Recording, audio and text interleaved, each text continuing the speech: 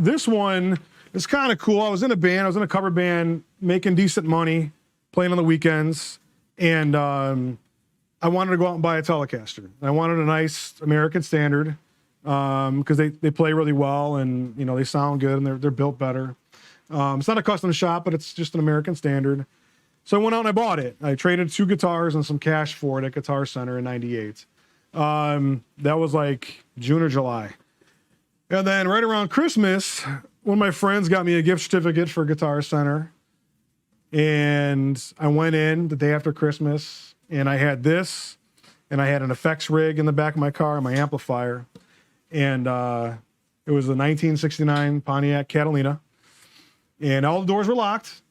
But to this day, I swear they were locked. Story's building. I like where you're going. And it got stolen.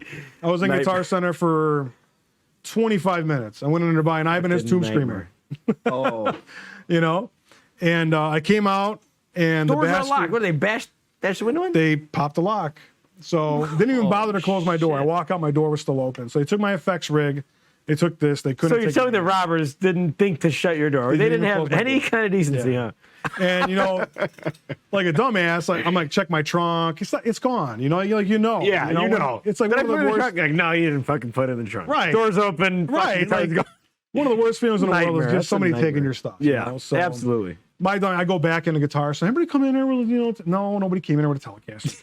No one just walked in, took it out of my car, walked back in to get a tune for me. So I was devastated. I just bought it, paid a lot of money for it. Yeah. And I'm like, I'm not going to give up on it. I'm going to see, I'm lefty. So they're a little bit, you don't see as many of them. You could find a black Telecaster probably in any store out there, any guitar store or whatever, pawn shops.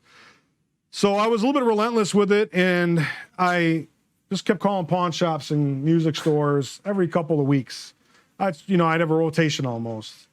So I was at work and I was ordering lunch for my team. I had the phone book open. This was back in like '99. That phone book. You definitely dated yourself again in your brain. There was no Google. This was before Rob actually worked for me back in the day.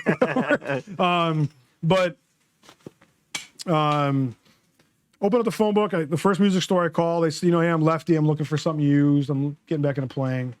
Gave them a story. They said, yeah, we got an American Telecaster. Really nice. It's black.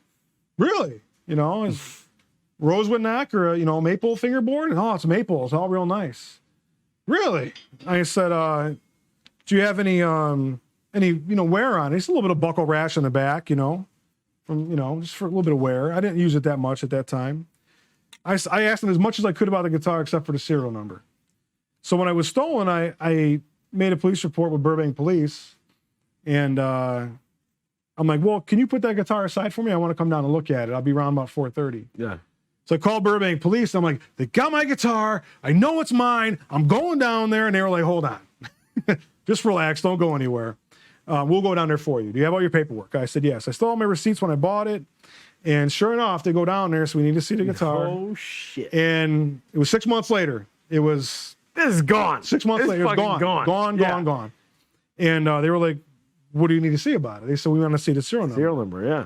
Sure enough. I was wondering, I'm like, how are you going to know it's yours or not? But right there. The serial number's right on the back. Oh, my. So, and sure enough, I had it. Guitar. It's mine. So, they call. From where it got stolen out of, how far was the store that you found it at? I don't want to name the music store it was at. But how they're good people. Distance-wise? 20 miles. Okay, so it wasn't that far. Wasn't You far. didn't take it to Indiana or something, go driving all around with it. And so what was really upsetting is I think this thing new was like $850. Yeah.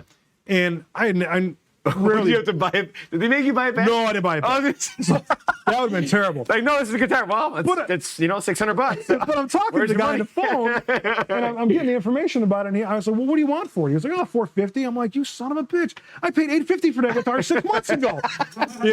So some crackhead took it and pawned it. Yeah, absolutely. So I mean, goddamn crackhead. I know, right? Every time. So